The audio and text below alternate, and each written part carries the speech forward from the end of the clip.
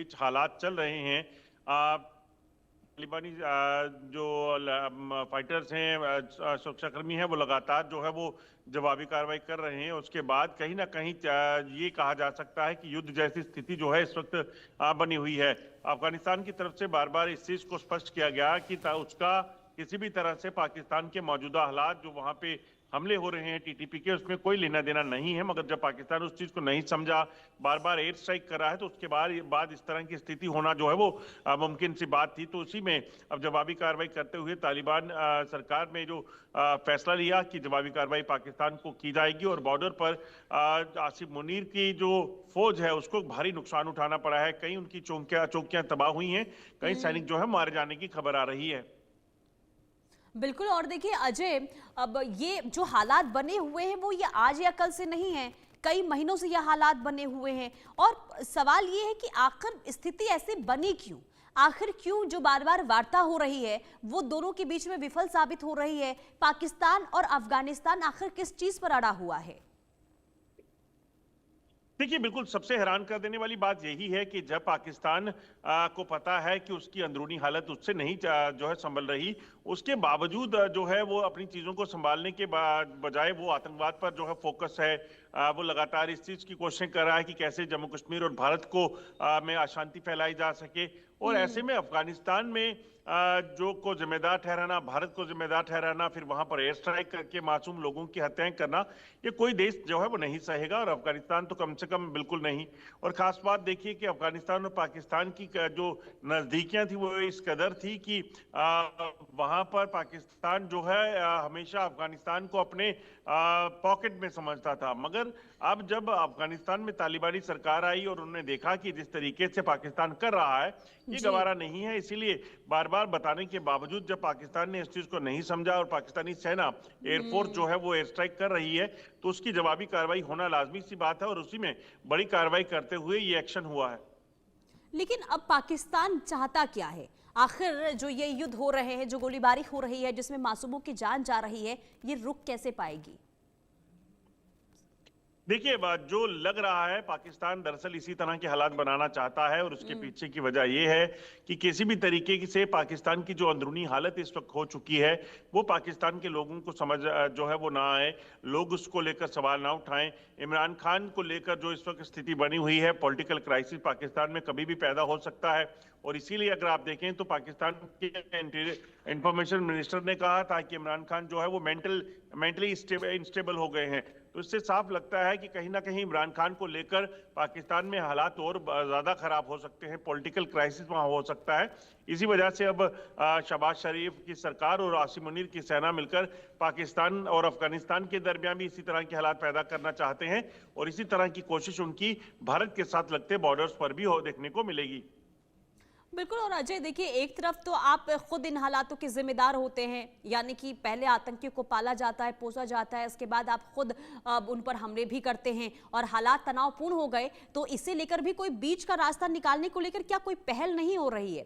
क्योंकि आपने जो कहा कि देखिए वहां पर अभी भी स्थिति बहुत ज्यादा खराब है, बातचीत हो रही है, समाधान नहीं निकल रहा है, तो क्या ऐसे ही हालात अभी देखने को मिल सकते हैं? अगर ऐसे ही रहे तो फिर पाकिस्तान की स्थिति बहुत ज्यादा बदहाल हो सकती है आने वाले दिनों में। अजय, बिल्कुल आपने दुरुस्त कहा, जिस तरीके की हालत इस वक्त वहां पे है, हालत सुधरती नहीं दिख रही है।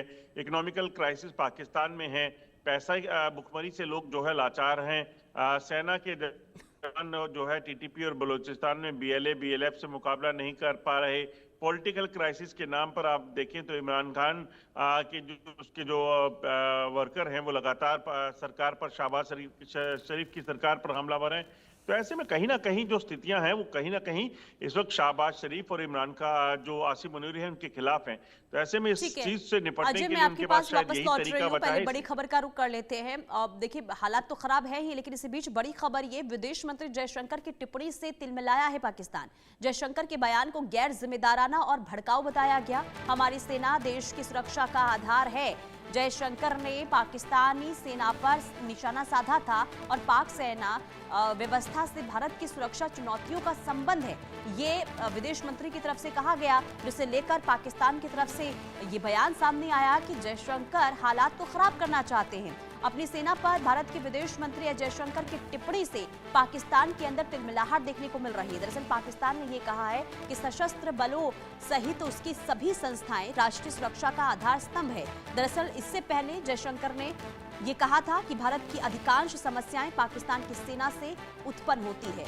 और कुल मिलाकर देखिए, जो पाकिस्तान को लेकर यहाँ पर जयशंकर की तरफ से स्टेटमेंट दिया गया है, इसे लेकर जरूर कहीं ना कहीं अब चिंता और बढ़ी है पाकिस्तान की, और यही वजह है कि बयान इस तरीके से सामने आ रहे हैं। लेकिन अजय देखिए, विदेश मंत्री की तरफ से जो बयान दिया गया सुरक्षा को लेकर, उसमें गलत आखिर क्या है? अगर भारत में सुरक्षा के लिहाज से किसी भी तरीके से स्थिति खराब होती है तो पाकिस्तान तो उसका जिम्मेदार होता ही है ना, क्योंकि पाकिस्तान से ही लगातार आतंकियों को भेजा जाता है, घुसपैठ करने की कोशिश होती है, माहौल खराब करने की कोशिश होती है। तो अगर ऐसे बयान सामने आए तो आखिर पाकिस्तान के अंदर तिलमिलाहट क्यों देखने को मिल रही है?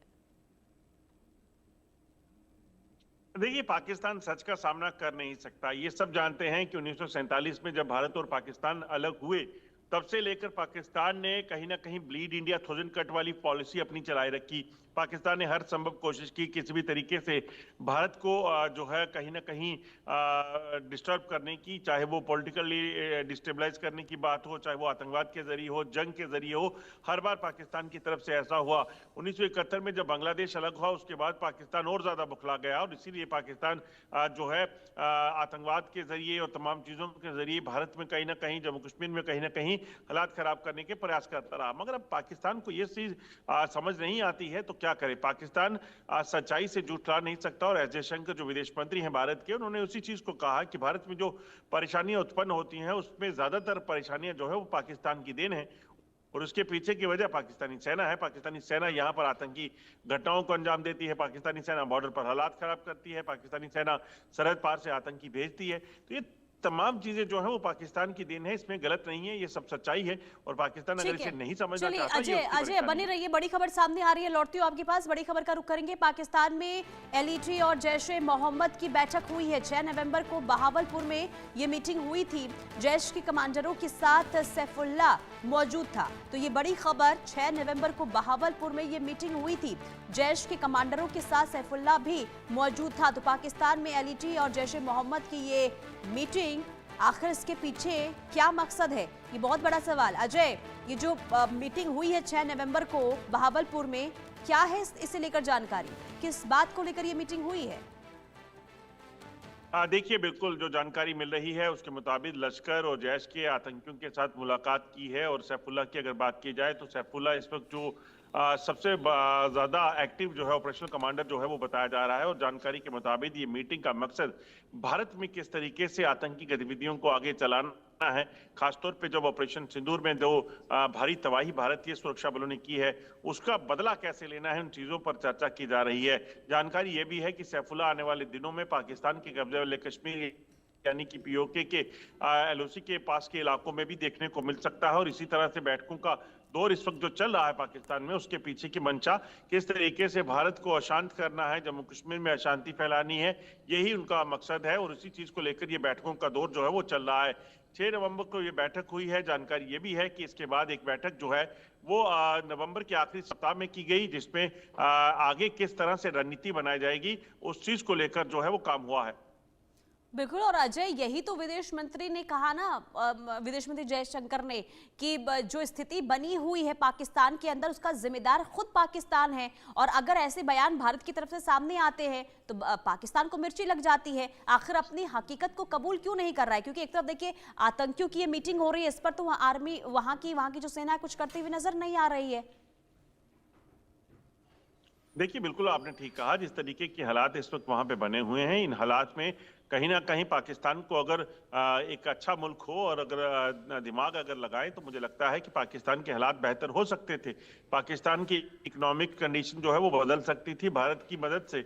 मगर पाकिस्तान सिर्फ और सिर्फ जब आतंकवाद को चलाने की कोशिश कर रहा है, पाकिस्तान सिर्फ और सिर्फ भारत को डिस्टर्ब करने की कोशिश कर रहा है, बजाय अपने लोगों को दाल रोटी मिल सके, उसके बजाय पाकिस्तान का मकसद यहाँ पर भेजकर यहाँ आतंकी घटनाओं को अंजाम देना होगा, तो फिर उसका कुछ नहीं हो सकता। और उसको उसी का जवाब जो है है उसी के तरीके से दिया जाएगा। और इसी चीज को लेकर सुरक्षा एजेंसियां सतर्क हैं। लगातार जो है वो ऑपरेशन जो है वो चल रहे हैं। एस जयशंकर के बयान पर पाकिस्तान को तिलमिलाहट हो सकती है, मगर सच्चाई को जो है जुटलाना पाकिस्तान के लिए आसान नहीं है। और यही आतंकी उनके लिए काफी देखिए मुसीबत भी बन रहे हैं, लेकिन इसके बावजूद भी पाकिस्तान को भी फिलहाल कुछ समझ नहीं आ रहा है। ठीक है, बहुत शुक्रिया अजय तमाम जानकारी देने के लिए।